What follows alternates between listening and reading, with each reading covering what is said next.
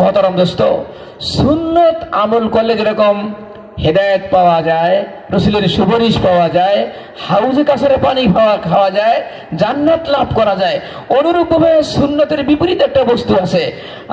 আয়েশা রাদিয়াল্লাহু তাআলা আনহা ক্বালাত قال رسول الله صلى الله عليه وسلم من أحدث في أمرنا هذا ما ليس منه فهو رد। যে ব্যক্তি আমি রাসূলের দ্বীন শরীয়তের মধ্যে নতুন কিছু বিষয় সৃষ্টি করলো, সংশোধন করলো, যেটা আমি রাসূল আমার সাহাবায়ে কেরাম তাবিঈন তাবিঈনরা করে নাই, দ্বীন শরীয়ত মেনে শিখেছিল না, পরবর্তী যুগের মানুষ এই বিষয়গুলোকে দ্বীন হিসেবে যদি বানায়, এটাকে বলা হয় বেদাত। ইহদাসু ফিদ্দীন মা লাইসা লিদ্দীন মিন গায়রি তাওয়াক্কুফ হিফজুদ্দীন আলাইহি। বেদাত এটা শিরক ফির নবুয়ত। বেদাত করলে গোমরাহ হয়, বেদাত করলে ইবলিস খুশি হয়, বেদাত করলে জাহান্নামের রাস্তা উন্মুক্ত হয়, বেদাতির তওবা নসিব হয় না, বেদাতি আলেম বিদ্বেষী হয়। সবচেয়ে মারাত্মক অবস্থা হলো হাসরের ময়দানে। বুখারী শরীফের riwayat, এক শ্রেণীর মানুষ রাসূলের কাছে আসবে, ফাআরিফুহুম ওয়া ইয়ারিফুনানি, রাসূল বলেন আমি তাদেরকে চিনব, তারাও আমাকে চিনবে। ফায়ুহানি বাইনি ওয়া বাইনাহুম, ফেরেশতারা আমার মাঝখানে আর তাদের মাঝে একটা পার্টিশন, একটা প্রতিবন্ধকতা সৃষ্টি করে দিবে। কি বলে তোরা আমার উম্মত?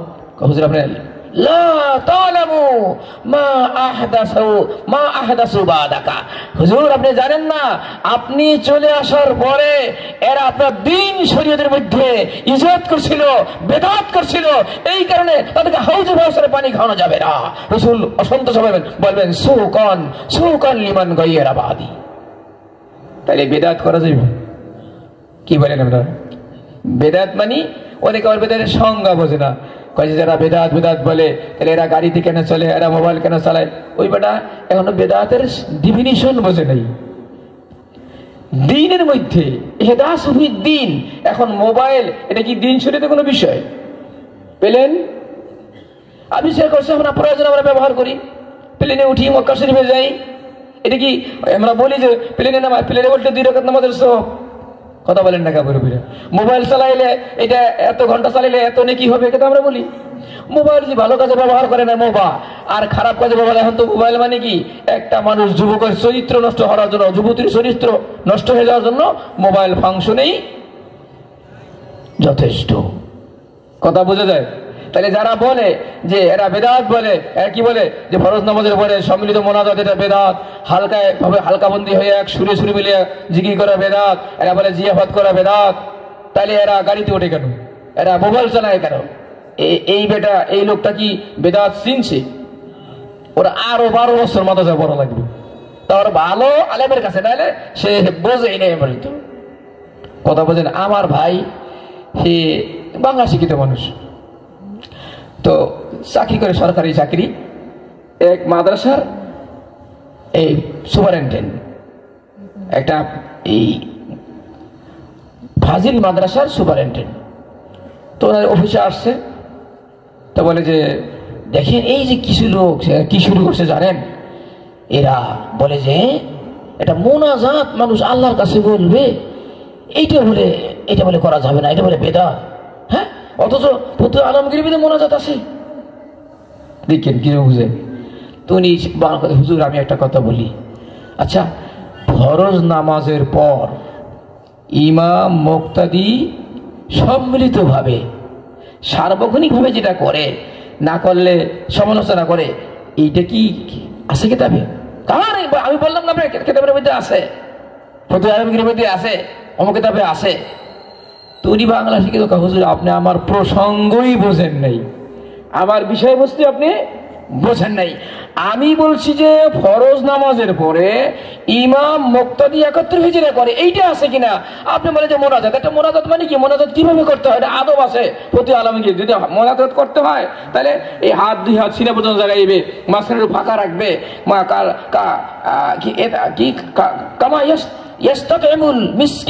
মিসকিন যেরকম কি খানা চায়, বাবা কিছু দেন, ভাইরা আল্লাহকে এভাবে বলা, এটা একটা আদব বলছে। এখন এটা কোন জায়গায় করতে হবে, কোন জায়গায় হাত উঠে দেবে, কোন জায়গায় উঠানো আছে, কোন জায়গায় না আছে, এটার ব্যাখ্যা আছে না? কথা বলেন না কেন? হুজুরের সুন্নত হইল হুজুর সাল্লাল্লাহু আলাইহি ইজা সাল্লামা লাম ইয়াকুদ ইল্লা বিকদারা মা ইয়াকুলু আল্লাহুম্মা আনতাস সালাম ওয়া মিনকাস সালাম তাবারাকতা ইয়া যাল জালালি ওয়াল ইকরাম। রাওয়াহু মুসলিম। মুসলিম শরীফে আম্মাজান আয়েশা সিদ্দিকা রাদিয়াল্লাহু তাআলা আনহা বলেন যে আল্লাহর হাবিব মুহাম্মদুর রাসূলুল্লাহ সাল্লাল্লাহু আলাইহি ওয়াসাল্লাম ফরজ নামাজের সালাম আনতে এই দোয়া বা তার সমপরিমাণ দোয়া পড়া পরিমাণ সময়ের থেকে বেশি বসতেন না। কথা বোঝেন? আর একটা কি আছে? আস্তাগফিরুল্লাহ আস্তাগফিরুল্লাহ আস্তাগফিরুল্লাহ। রাসূল সাল্লাল্লাহু আলাইহি ওয়াসাল্লাম ফরজ নামাজের সালামের পরে আস্তাগফিরুল্লাহ 3 বার বলতেন। কয়বার বলতেন? 3 বার বলতেন। অন্য দোয়া আছে, আল্লাহুম্মা লা মানিআ লিমা আতাইতা ওয়া লা মুতিয়া লিমা মানাতা ওয়া লা ইয়ানফাউ জাল জাদ্দি মিনকাল জাদ্দু। এরকম দোয়া, অনেক দোয়া আছে। এগুলো ইয়াকুলু মানে বলতেন। ইয়াকুলু বলতে মানে 2 ঠোঁট লাগে, আর রফা ইয়ারফা বলতে 2 হাত উঠানো লাগে। রাসূল সাল্লাল্লাহু আলাইহি ওয়াসাল্লাম ফরজ নামাজের পরে হাত উঠাইছেন সবাইকে নিয়ে, আর একটা রিওয়ায়াত নাই। মুফতি ফয়জুল্লাহ রহমাতুল্লাহ আলাইহি কুদ্দিসা সিরহুল আজিজ উনি চ্যালেঞ্জ করছেন যে একটা সহিহ হাদিস তো না, একটা জয়ীফ হাদিস না, এমনকি কোন মওযু হাদিসও এটার উপরে দেখাইতে পারবে না কেউ। যারা সৌদি আরব গেছেন, মক্কাতুল মুকাররমা, মদিনাতুল মুনাওয়ারা দেখছেন, ওনারা কিন্তু এইভাবে করেন না। সেটা ভিন্ন জিনিস, কিতাবের মধ্যে নাই। যখন রাসূল করে নাই, এটা করতে হবে না ছাড়তে হবে? কি বলেন বাবারা? আমাদের রাসূল যেটা করেন নাই, এটা করতে হবে না ছাড়তে হবে? এতটা কি বললাম? রাসূলকে মানলে জান্নাত, রাসূলকে না মানলে, রাসূলকে মানলে হেদায়েত, রাসূলকে না মানলে গোমরাহি, রাসূলকে মানলে জান্নাত, রাসূলকে না মানলে জাহান্নাম, রাসূলকে মানলে সফলতা, না মানলে বিফলতা। ওই যে হাদিস বলছিলাম। عن عبد الله بن مسعود رضي الله تعالى عنه قال خط لنا رسول الله صلى الله عليه وسلم خطا। আমাদের রাসূল একদিন একটা সরল রেখা টানছেন, বললেন হাযা সাবিলুল্লাহ, এটা আল্লাহর রাস্তা, এটা সিরাতে মুস্তাকিম। অর্থাৎ আমি মুহাম্মদুর রাসূলুল্লাহ যেইভাবে যেই কাজটা করছি, ওই কাজকে ওই জায়গায় ওই স্থানে ওইভাবে করা সিরাতে মুস্তাকিম, এটা সরাসরি জান্নাতের রাস্তা। রাসূলকে মানলে সরাসরি কোথায়? জান্নাত। এবার ডানে আর বামে কতগুলো বক্ররেখা টানছে, বললেন হাদিহি সুবুল। হে সাহাবায়ে কেরাম দেখো ডানে বামে কতগুলো রাস্তা। হাদিহি সুবুল আলা কুল্লি সাবিলিম মিনহা শাইতান ইয়াদউ ইলাইহি। এই যে সুন্নতের বিপরীত পীরের বানানো, বিশ্ববের বানানো, আলেমদের বানানো, কোন মুস্তাহিদের মুস্তাহিদ তো না, এই যে দাবিদারি মুস্তাহিদ। অর্থাৎ এই যে সুন্নত পরিপন্থী যে আমলগুলো আছে, এই আমলের প্রত্যেকটার আমলের মাথায় মাথায় এক একটা শয়তান বসা আছে। সেই শয়তান সে ওদিকে জাহান্নামের দিকে ডাকতেছে। হাদিস হযরত আব্দুল্লাহ ইবনে মাসউদ রাদিয়াল্লাহু তাআলা হাদিস বর্ণনা করছেন। তাহলে সুন্নতের খিলাফ আমল করা যাবে? কাজী আয়াজ রাহমাতুল্লাহ বলেন ইন্নাল্লাহা লা ইয়াকবালুল ইলমা ইল্লা বিল আমাল ওয়া লা ইয়াকবালুল আমালা ইল্লা বিন নিয়্যা ওয়া লা আমালু ওয়ান নিয়্যাতু কিলাহুমা লা তুকবালানি মা লাম ইউয়াফিকিস সুন্নাহ। আল্লাহ তাআলা কোন আলেমের ইলমকে কবুল করবেন না যদি সে ইলম অনুযায়ী আমল না করে, আবার আমলও কবুল হবে না যদি ইখলাসের সাথে না করে। ইখলাস এবং আমল সব নষ্ট হয়ে যাবে যদি রাসূলের সুন্নাত না থাকে। তাহলে কি বুঝে গেল? সুন্নতের বাহিরে কোনো আমল কবুল হবে না। তাহলে সুন্নত তরিকা পাইলাম যে ফরজ নামাজের উপরে আমাদের রাসূল সাল্লাল্লাহু আলাইহি ওয়াসাল্লাম দোয়া মুখে পড়তেন, আস্তাগফিরুল্লাহ 3 বার পড়তেন, এরপর দোয়া পড়তেন। যদি সুন্নতে মুআক্কাদা থাকে তাহলে আমরা সুন্নতের জন্য দাঁড়িয়ে যাব, আর যদি সুন্নতে মুআক্কাদা না থাকে তাহলে ইমাম সাহেব রাসূল ফিরে দাঁড়াইতেন, ওখানে আয়াতুল কুরসি, তাসবিহ ফাতিমি, দোয়া কালাম পড়িয়া আপনার ব্যক্তিগত রুচি ইচ্ছা যদি হয়, সময় থাকে, আপনি একা একা দোয়া করেন। বেশি সময় আছে বেশি করেন, কম সময় আছে কম করেন, সময় নেই না করেন। সালাম শেষ, ইমাম মুক্তাদির সম্পর্ক শেষ। আসসালামু আলাইকুম রাহমাতুল্লাহ, আসসালামু আলাইকুম, নামাজ শেষ হয়ে গেছে। নামাজ আছে আর এখন যার যার ব্যক্তিগত রুচি। এখন এইটাকে আমাদের দেশে কি মানে নিছে এমন একটা জরুরি বিষয়, একজনের নামাজ পড়ে না, ফরজ নামাজ পড়ে নাই, রাস্তা দিয়ে ঘুরে, দাড়ি নাই, এটা কিছু জিজ্ঞাসা। কিন্তু কোন একজন ইমাম সাহেব যদি ফরজ নামাজে পড়ে মোনাজাত না করে, ইমাম সাহেব হুজুর মোনাজাত কেন করলেন না? বলে না, না বলে। কোন মুস্তাহাব আমল যদি আল মুস্তাহাব ইদা খিফা আইয়ারতাকিয়া মিন রুতবাতিহি ইয়াজিবু তারকুহু, যখন কোন মুস্তাহাব তার মর্তবা থেকে বেড়ে যায় তখন তাকে ছেড়ে দেওয়া কি হয়? ওয়াজিব হয়। মাগরিবের নামাজের পরে 6 রাকাত আওয়াবিন 20 রাকাত আওয়াবিনের কথা আছে, এটা হলো যার যার ব্যক্তিগত রুচি। আসরের নামাজের আগে 4 রাকাত কি আছে? সুন্নতে জায়েদা আছে। এখন আপনি বলেন যে ভাই মাগরিবের নামাজের পরে 6 রাকাত করে আওয়াবিন পড়বেন, তাহলে ওইরকম যদি এলান করে পড়বেন তাহলে ছেড়ে দেওয়া উচিত। রসুল যদি হুকুম করে নাই, রসুল অর্ডার করে নাই, তাহলে তুমি কোথাও কি অর্ডার করতে পারলা? যেই আমল যেখানে আছে ওইটা ওইভাবে রাখতে হবে, বাড়ানো যাবে না। ওই যে গায়রিল মাগদুবি আলাইহিম ওয়ালাদ-দাল্লিন, ইহুদিরা বাড়াইছে আর খ্রিস্টানেরা কমাইছে। ইহুদিরা বাড়াইছে, খ্রিস্টানেরা কমাইছে। বাড়ানো যাবে না তাহলে ইহুদিয়াত, কমানো যাবে না তাহলে খ্রিস্টানিয়াত। সিরাতে মুস্তাকিম, রাসূল যা বলছেন তার উপরই চলতে হবে, এটার নাম হলো দ্বীন। আমার ওস্তাদ বলতেন রেলগাড়ি চলে কিভাবে? একটা পাতের উপর দিয়ে, দেখছেন চাক্কাটা যদি ডানে বামে সরে যায় তার কি হবে? অ্যাক্সিডেন্ট হবে না? বুঝার জন্য বলি। আচ্ছা, আপনাদের আযান দেয় না আপনাদের দেশে? ফজরের নামাজ আযান দেয় না? মদিনার মসজিদে আযান দেয় কিনা? সাহাবা কেরাম দিয়েছেন কিনা? কিভাবে দিয়েছেন আযান? মা বোনেরা উঠে যান, উঠে যান। পশু পাখি জিকির করে, কি করে না? জিকির আল্লাহর। কুমকুম ইয়া হাবিবি লাম তানালু আশ-শাজারু ওয়াদ-দাওয়াবু লাম তানালু। এখন এক একজন এক এক ভাষায় গজল গায়, কবিতা কয়, কত কিছু কয়। এবার আল্লাহু আকবার, আল্লাহু আকবার কয় না কয়? আপনি বোঝার চেষ্টা করবেন। ঘুমুরতে উঠছে, ঘুমুরতে উঠলে 4টে সুন্নত। ঘুম ভাঙলে কটা সুন্নত? যখনই ঘুম ভাঙছে আলহামদুলিল্লাহ, আলহামদুলিল্লাহ, আলহামদুলিল্লাহ 3 বার বলা সুন্নত। এবার লা ইলাহা ইল্লাল্লাহ মুহাম্মাদুর রাসূলুল্লাহ। এবার আলহামদুলিল্লাহিল্লাযী আহয়ানা বাদা মা আমাতানা ওয়া ইলাইহিন নুশুর। 4 নম্বর সুন্নাত হলো চক্ষু মর্দন করা, চক্ষু মলিয়ে দেওয়া, ঘুম ঘুম ভাব যেন চলিয়ে যায়। এটা হলো বিছান থেকে নামার আগে। বিছান থেকে নামলাম, বিসমিল্লাহ বলে দরজা খুললাম, বিসমিল্লাহে তাওয়াক্কালতু আলাল্লাহ বলে বের হইলাম, জুতা পায়ে দিলাম, লেফটিনে গেলাম, বাইতুল খালায় গেলাম, ওযু করলাম, এবার তাহাজ্জুদ পড়লাম। 1 ঘন্টা আগে উঠলাম, এখন মাইকের সামনে আসে বলে আলহামদুলিল্লাহিল্লাযী আহয়ানা বাদা মা আমাতানা ওয়া ইলাইহিন নুশুর। এই কি আযানের আগের দোয়া? কথা বলেন আপনারা। এই মূর্খ মুয়াজ্জিন ভাইরা, মাফ করুক আল্লাহ তাদেরকে, কে দিল তার এই অধিকার?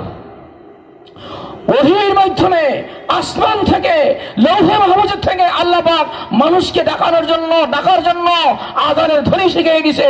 যেই আযান দিলে আল্লাহর আরশ পর্যন্ত কি তাওহীদের ধ্বনি, আশহাদু আল্লা ইলাহা ইল্লাল্লাহ আশহাদু আন্না মুহাম্মাদুর রাসূলুল্লাহ।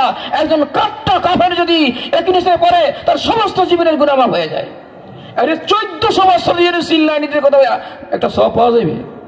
এখন কি গজল গাইব রাতে যখন মানুষ ঘুম যায়, ওই সময় গজল দিতে কোরআন শরীফ কেউ পড়ে মিষ্টি সুরে, ইয়াসিন ওয়াল কুরআনিল হাকিম ইন্নাকা লামিনাল মুরসালিন। মাইক দিয়ে বলল, রোগী ঘুমে কষ্ট পায়, অসুস্থ ব্যক্তি কষ্ট পাচ্ছে, একজন নামাজ তাহাজ্জুদ পড়তেছে, তাহাজ্জুদের মধ্যে ঢুকে যাচ্ছে, মহিলা সুন্নাত নামাজ পড়তেছে, নামাজ পড়তে পারে না।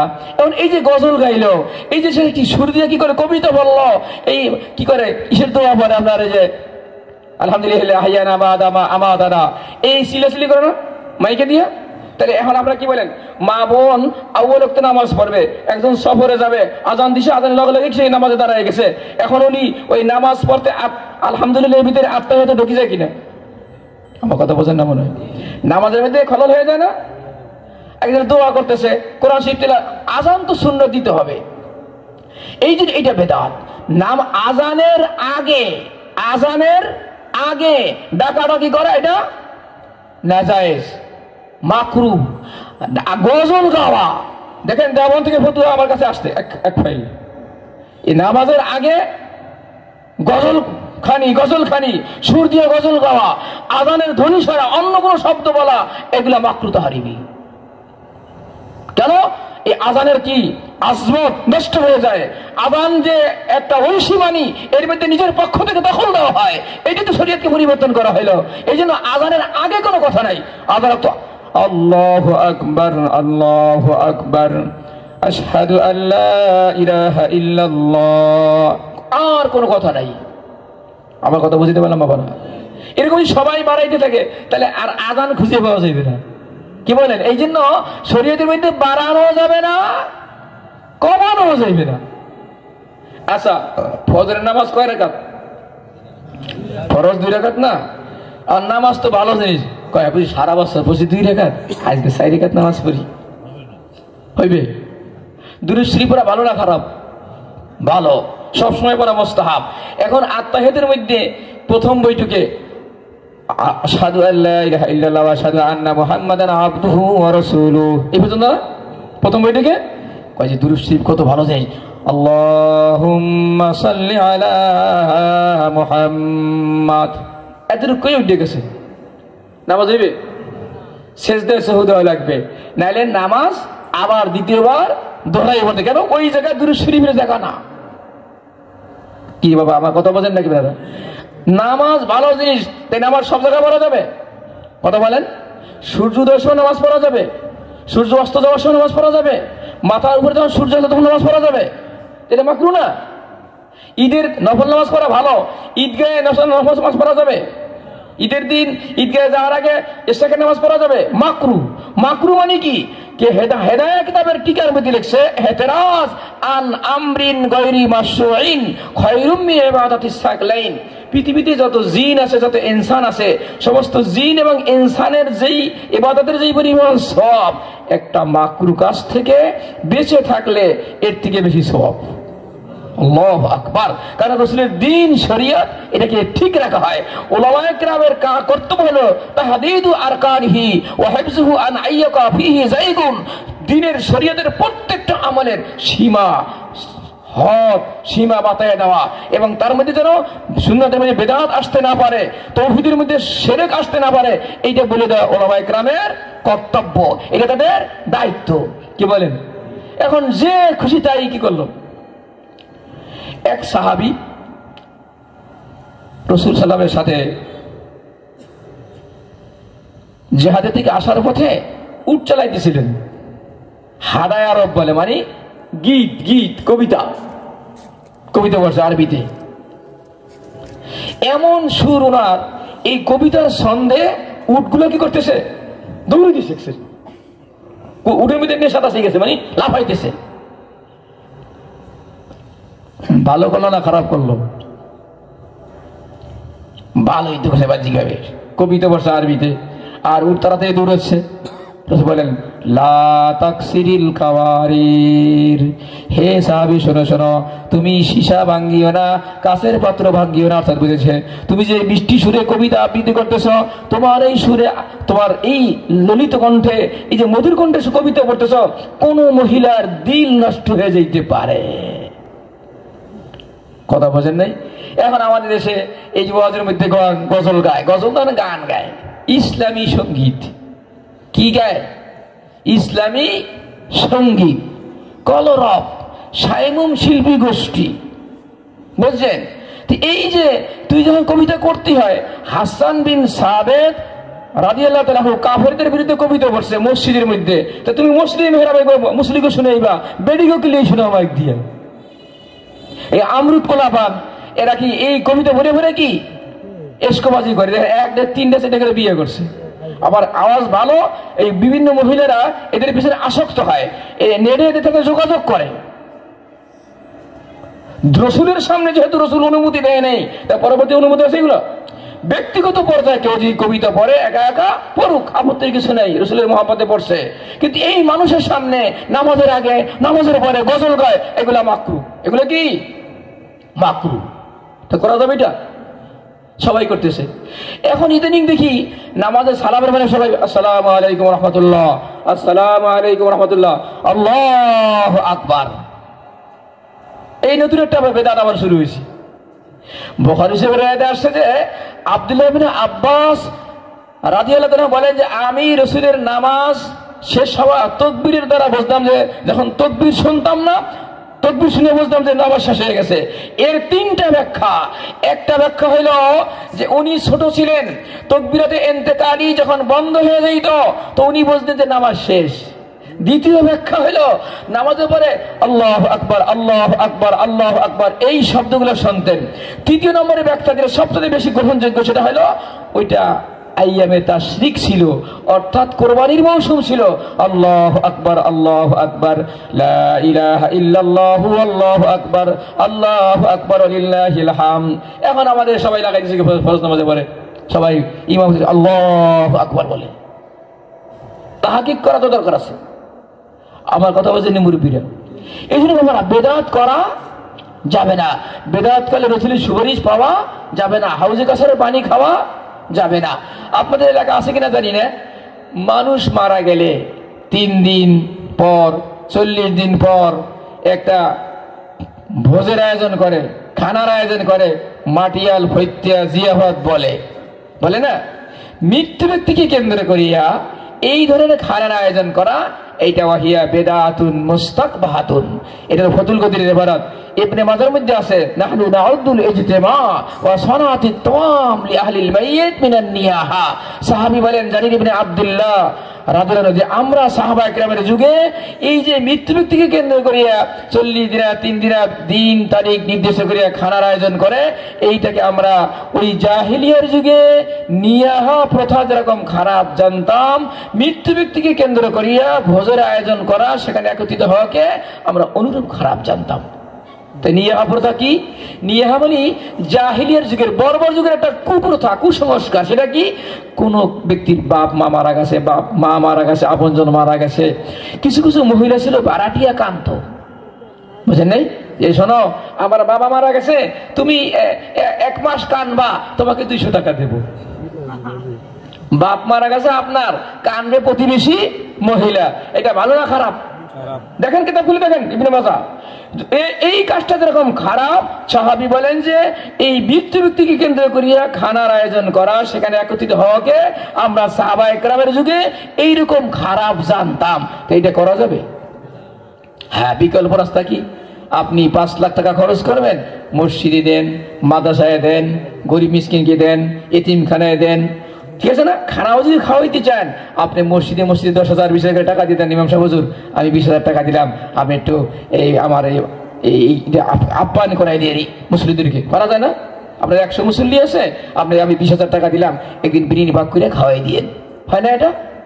আপনার গ্রামে অনেক গরিব আছে, গরিবকে 1 লাখ করে টাকা দিয়ে দিলেন, 20 জনকে 20 লাখ টাকা দিয়ে দিলেন, সদকা জারিয়া। একটা মসজিদ বানিয়ে দিলেন, মসজিদে পানির ব্যবস্থা করে দিলেন, সদকা জারিয়া। মাদ্রাসায় একটা আলমারি কিনে দিলেন, সদকা জারিয়া। কিতাব কিনে মাদ্রাসায় দিলেন, সদকা জারিয়া। এতিমখানায় উপরিয়ে টাকা দিলেন 5 লাখ, সদকা জারিয়া। কেউ দেখলো না। قال رسول الله صلى الله عليه وسلم حتى لا تعلموا شماله ما تنفق يمينه। যে ব্যক্তি এমন গোপনে সদকা করে, নফল সদকা, তার বাম হাত জানে না ডাইন হাত দেখে সে কি দিল। এরকম গোপনে যে ব্যক্তি সদকা করবে, হাসরের দিন আল্লাহ পাকের আরশের নিচে ছায়া পাবে। তাহলে এখন এই পদ্ধতি বাদ দিয়ে আমরা আলেমদের থেকে পরামর্শ করে কি করব? এই সালে সওয়াব করব। অনেকে বদনাম করে যে এই হুজুররা দেখেন আমরা একটা জিকির করি, এই হুজুরের জিকির করতে মানা করে। ভাই তোমাদের অনুরোধ করে বলি, এই কথাটা আসলে আমাদের তোহমত দেওয়া হবে। জিকির মানে জিদ্দুন নিসিয়ান, যত কাজে আল্লাহ স্মরণ হয় সবগুলোই জিকির। দেখেন আমি কয়েকটা উদাহরণ দিই। ফাসআউ ইলা যিকরিল্লাহ, জিকিরের দিকে আসো মানে খুতবা শুনতে আসো তোমার দিন। জিকির মানে খুতবা। ইন্নাস সালাতা তানহা আনিল ফাহশাই ওয়াল মুনকার ওয়ালা যিকরুল্লাহি আকবার। এটা জিকির মানে নামাজ। ফাযকুরুনি আযকুরুকুম ওয়াশকুরুলি ওয়ালা তাকফুরুন। হে বান্দা তুমি আমাকে স্মরণ করো। আয় ফাযকুরুনি বিত্তাআত উজাজিকুম বিন্নিমাত। তুমি আমার ইতাআত করো, আমার হুকুমকে রাসূলের তরিকে পালন করো, আমি তোমাকে প্রতিদান দেব। এখানে জিকির মানে ইতাআত। জিকির মানে কি? এতাত। মান আরাদা আন যিকরি ফাইন্না লাহু মাঈশাতান যানকা। মান আরাদা আন যিকরি, যিকরের তাফসীর দুইটা। মান আরাদা আনিল কোরআন, আল মুরাদু বি যিকরি আল কোরআনুল কারীম আও হাদিউ মুহাম্মাদিন সাল্লাল্লাহু আলাইহি ওয়াসাল্লাম। তাহলে যিকির মানে কোরআন শরীফ, যিকির মানে রাসূলের সুন্নাত। কি বললেন? জিকির মানি নামাজ, জিকির মানি খুতবা, জিকির মানি এতাত, জিকির মানি কোরআন, জিকির মানি সুন্নাহ। এই যে কোরআন শরীফ থেকে বলছি, কোথাতে বলছি? আলা বিযিকরিল্লাহি তাতমাইন্নুল কুলুব, আল্লাহর জিকিরের দ্বারা কলবের ইতমিনান আসে, মানে আল্লাহর ইতাআতের দ্বারা। এর মধ্যে জিকির কিছু আছে ফরজ, যেমন নামাজ। এই যে আমরা ওয়াজ করতেছি, কোরআন শরীফ হাদিস, এটা জিকির, এটা ফরজ, তালিম ফরজ। কিছু আছে সুন্নত, যেমন প্রত্যেকটা কাজ রাসূল যেইভাবে যেই কাজটা করছেন ওইভাবে করা, এটা সুন্নত। পায়খানায় গেলেন, সুন্নত তরিকায় দোয়া পড়লেন, বিসমিল্লাহ আল্লাহুম্মা ইন্নী আউযু বিকা মিনাল খুবুসি ওয়াল খাবাইস। বাম পাও দিয়ে ঢুকলেন, ডান পাও দিয়ে বের হইলেন, ঢিলা ব্যবহার করলেন, ইত্যাদি গুফরানাকাল হামদ পড়লেন। এই পায়খানা করাটাও জিকির। বিবির কাছে গেলেন, বিবি স্ত্রীর সাথে স্ত্রী সুলভ আচরণ করলেন, তো এটাও জিকির। কেন? রাসূলের সুন্নত। এটা রাসূল কি ছোট একটা বাচ্চার সাথে আপনি তাকে খুশি করার জন্য একটু মস্কারি করলেন, মেজা করলেন, একটু ঠাট্টা করলেন বৈধভাবে, এটাও সুন্নত, এটাও জিকির। রাসূল কি করছে? একবার মাঠে হাটে গিয়া একজন তরকারি বিক্রেতা বাক্কাল পিছন থেকে তার চোখ টিপে ধরছে, কয় কে কে আমার সারেন সারেন সারেন। অর্থাৎ ওই ব্যক্তিকে খুশি করার জন্য রাসূল কি করছেন? একটা তার কাছে না মস্কারি করছেন। এক মহিলা কয়, মহিলারা বিদ্যারা কখনো জান্নাতে যাবে না। মহিলা খায় হাই হইয়া কি বলেন? বিদ্যামানি শোনো শোনো, বিদ্যামানি কোন ব্যক্তি বৃদ্ধ অবস্থায় জান্নাতে যাবে না, সে কুমারী বানাইয়া আল্লাহ পাক জান্নাতে দিবে। এটা কি? তো এরকম এই জন্য মুজাদ্দিদ আল ফিসারি রাহমাতুল্লাহ বলছেন, হার কারে কে বরফ কে শরীয়তে গররা কর দায়া দাখিলে জিকিরাত আকা আগার সে বাই সারা বাসত ও রফতান ও খুফতান বাসত। মানুষ শরীয়ত মতে, রাসূলের তরিকা মতে যত কাজ করবে, সমস্ত কাজের মধ্যে সে জিকিরের সওয়াব পাবে। যদিও বেশা কেনা হয়, ঘুম যাওয়া হয়, ঘুম গেল, আল্লাহুম্মা বিসমিকা আমুতু ওয়া আহইয়া, এবার দোয়া পড়ছে, আয়াতুল কুরসি পড়ছে, ওযু সহকারে ঘুম গেছে, ঘুমিয়ে ঘুমিয়ে কি সে ইবাদতের সওয়াব পাবে। এশার নামাজ জামাতে পড়ছে, সারা রাত ঘুমিয়ে রয়েছে, সারা রাত সে ইবাদতের সওয়াব পাইবে। সুন্নাত তরিকায় কাজ করলে কি হয়? এটা জিকিরের সওয়াব পায়। কিছু আছে নফল জিকির, যেমন সুবহানাল্লাহি ওয়ালহামদুলিল্লাহি ওয়া লা ইলাহা ইল্লাল্লাহু আল্লাহু আকবার, আল্লাহ আল্লাহ আল্লাহ আল্লাহ, লা ইলাহা ইল্লাল্লাহ লা ইলাহা ইল্লাল্লাহ। কোরআন শরীফ তিলাওয়াত করা, এরকম দুরূদ শরীফ পড়া, ইস্তেগফার করা। আল্লাহুম্মা সাল্লি আলা মুহাম্মাদ কামা সাল্লাইতা আলা ইব্রাহিম ওয়া আলা আলি ইব্রাহিম ইন্নাকা হামিদুম মাজিদ। আস্তাগফিরুল্লাহাল্লাযী লা ইলাহা ইল্লা হুয়াল হাইয়ুল কাইয়্যুম ওয়া আতুবু ইলাইহি। এগুলো জিকির, মৌখিক জিকির। এটা কি জিকির? এটা নফল। এটা কি বাবা? নফল নামাজ জামাতে পড়েন না একা পড়েন? কথা বলেন না আপনারা? একা পড়েন। তারাবির নামাজ জামাতে পড়েন। এটা এই নফলটা শুধু ইস্তেসকা আর তারাবি, এই দুই নফল, এটা সুন্নতের দ্বারা হাদিসের দ্বারা সাবেত আছে জামাত। এছাড়া কোন নফলের দ্বারা কি নেই? জামাত নাই। জামাত হলো ফরজের শান, ডাকাডাকি করা, জামাতে পড়ে ফরজ পড়তে হয়। নফল একা একা। কুল্লুন আমিরু নফসিহি ফিল আদিয়া ওয়াল আযকার, জিকির এবং দোয়ার মধ্যে প্রত্যেকের ব্যক্তি স্বাধীনতা, সে একা একা করবে। এইটি হলো সুন্নত। আর একটা সুন্নত কি? as-sunnatu fil adiya wal azkar al-ikhfa। আল্লামা মাজহারির তাফসীর মাজহারির মধ্যে আশারাউল্লাহ পানিপতির ফলে লেখেন যে জিকির এবং দোয়ার মধ্যে আস্তে হওয়া সুন্নাত, তবে জলি জিকির করাও শর্তে সাপেক্ষে জায়েজ। যেমন আপনার কানে আপনি শোনেন, আশেপাশে এক দুইজনে শোনে, এতটুকু জোরে এতটুকু জলি করাও কি আছে? জায়েজ আছে। কিন্তু বাবা এই যে জামাতের সাথে করলেন, সুরে সুর মিলাইলেন, তালে তাল মিলাইয়া এক সুরে এক লহজায়, এইটাকে কেতাবে লেখছে বেদাত। এইভাবে করা যাবে না। আপনি সারাদিন জিকির করেন, হাঁটতে বইতে চলতে ফিরতে, সবসময় আপত্তি কিছু আছে? হযরত গঙ্গোহী রহমাতুল্লাহ আলাইহির এক রেশতা ছিলেন, গালিবান নাম উম্মে বি। উনি যখন ইন্তেকাল করছেন, উনি যেই জায়গায় থাকতেন ওই জায়গাতে লাশ সরানোর পরে ওখান থেকে মেশকম ধরে জ্ঞান পাঠিয়েছে। কিতাবের শেখ খলিল আহমদ সারাবনির তাসকিরাতুল খলিলের মধ্যে যে ওই মহিলা নাকি দৈনিক 5000 বার দুরূদ শরীফ পড়তেন। তাই আপনাকে দুরূদ শরীফ পড়তে আমরা মানা করছি, আপনি কলেমা কি দৈনিক 10000 বার পড়েন, তবে আসতে পারলে সওয়াব বেশি। জিকিরুল খফি তাফজুল আলা জিকির আলানিয়াতে 70 দারাজাতান, কয় যেই জিকির আসতে করে ওইটার সওয়াব জোরে জিকির থেকে 70 গুণ বেশি। এটা রেওয়াতে এরকম আছে। কোন মাশায়েখ যদি আপনাকে জোরে করার জন্য বলে তো আপনি জোরে পড়ে এতটুকু জোরে নিজের কানে নিজে শোনেন, বা আশেপাশে এক দুজনে, এর বেশি না। আল্লাহ আল্লাহ মাইকে না। এখন দেখেন অনেকে রাত্রে কি করে মাইক দিয়া 2 মাইল 3 মাইল কি করছে সরাইয়া যাচ্ছে, মানুষের কষ্ট হয় না? ঘুমের একজনে সারা রাত ঘুমাইতে পারে নাই, শেষ সাথে ঘুম গেছে। এইটা তরিকা না, এটা জিকিরের কি না রাস্তা না, এই তরিকা গলত, এই তরিকা আবিষ্কৃত। এই তরিকা বাদ দিয়া আপনি সুন্নাত তরিকায় সারা জিন্দেগি ইবাদত করেন, কোনো আপত্তি নেই। জিকিরকে তো অস্বীকার করতে পারবে না, কারণ জিকির মানে তো সালাত, তো জিকির। জিকিরকে অস্বীকার করতে নিয়মেই থাকবে না, সে তো মুসলমান নামেই থাকবে না তার। আমরা জিকিরকে অস্বীকার করি না, আমরা পদ্ধতি বাতলাই, সুন্নাত তরিকায় জিকির করার জন্য উদ্বুদ্ধ করি যে এই যে গলত তরিকা যেটা ঢুকছে এইটা বাদ দিয়া সহিহ তরিকায় জিকির করার জন্য বলি। সংক্ষিপ্ত আকারে আমার কথা কি ব্যক্ত করতে পারলাম? হ্যাঁ, কি জিকির করতে মানা করছি? কথা বলছেন, জোরে জিকির করতে মানা করছি? হুজুর সাল্লাল্লাহু আলাইহি ওয়াসাল্লাম নামাজ পড়তেন যে, এটাও জিকির, কোরআন তেলাওয়াত করতেন যে, তার কামরা থেকে বাইরে যেত না। কামরা এত লম্বা ছিল, আম্মা জান পাও টান করলে সেজদা দিতে পারতেন না। তো এতটুকু জোরে পড়া কি আছে? বৈধ। হযরত আবু বকর সিদ্দিক আস্তে আস্তে পড়ছেন, ওমর একটু জোরে পড়ছেন। ওমর তুমি জোরে জোরে পড়ে কেন? হুজুর সবাইকে যেন ঘুম থেকে জাগাই দিই। না, একটু আস্তে পড়ো। আবু বকর এত আস্তে পড়ো কেন? ইয়া রাসূলুল্লাহ উনাজি রব্বি, আমি তো আমার প্রতিপালককে শোনাই। কেন তুমি আর একটু জোরে পড়বা? তাহলে শিখিয়ে দিলেন না, তুমি অত জোরে করতে চাইও না, তুমি এত আস্তে করে না, তাহলে নিজের কানে নিজে শোনাও, আশেপাশে 2-1 শুনে। এই এতটুকু আস্তে পড়া না জায়েজ না, এটা হারাম বলা যাবে না। কিন্তু আপনি চিল্লাইলেন একা একা, মাথার ব্রেইন নষ্ট হয়ে যাবে। আমাদের এখন পাগল হয়ে গেছে রাস্তায়, তাহলে কি করে মানুষ তারা করে পীরে কলিজবাদী কি বসে আল্লাহ জানে, সারা রাত খালি জিকির কাছে চিল্লিয়ে চিল্লিয়ে, এখন তার কাছে সিটে কথা বলেন নেই, নষ্ট হয়ে গেল। আবার আপনি মাইক দিয়ে করবেন কেন? আল্লাহ কি লা তাদউনা আসাম্মা ওয়ালা গায়বান ওয়ালাকিন তাদউনা সামিআন বাসিরান করিবা। তোমরা এমন কথাকে বলাও না যেই কথা আমাদের আল্লাহ কি বয়রা নাকি?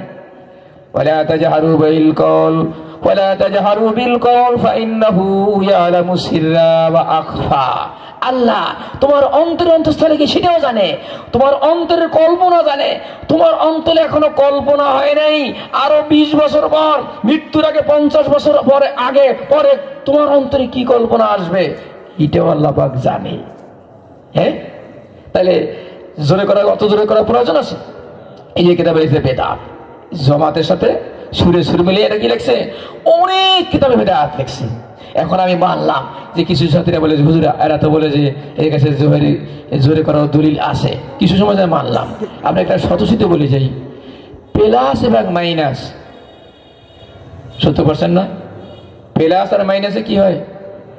মাইনাস হয়। কেউ বলে জায়েজ, কেউ বলে না জায়েজ। তাহলে এহতিয়াত হলো কি, না জায়েজ বলে ছেড়ে দাও। এটা ইফতা বিভাগের একটা উসুলও আছে। हज़रत थानवी रहमतुल्लाह बोलें जायज़ और नाजायज़ की सूरत में नाजायज़ पर अमल करना चाहिए। इजा तरद्ददल अमर বাইনা সুন্নাত ওয়াল বিদআত ফাতরকুস সুন্নাতে আওলা। কেউ বলে সুন্নাত, কেউ বলে বিদআত, তখন এটাকে বিদআত বলে তরক করা কি ভালো। যদি সুন্নাত হয় তাহলে কি হবে? সওয়াব পাওয়া যাবে। আর যদি বেদাত হয় তাহলে রাসূলের সুপারিশ থেকে কি মাহরুম হয়ে যাওয়ার ধমকি। তাহলে সতর্কতা হলো এই ক্ষেত্রে আমল না করা। এই জন্য মুহতারাম দোস্ত, আমরা ভাই ভুল বুঝবো না, আমরা সুন্নতের উপর আমল করার চেষ্টা করব, বেদাত থেকে দূরে থাকবো। পারবো না ইনশাআল্লাহ।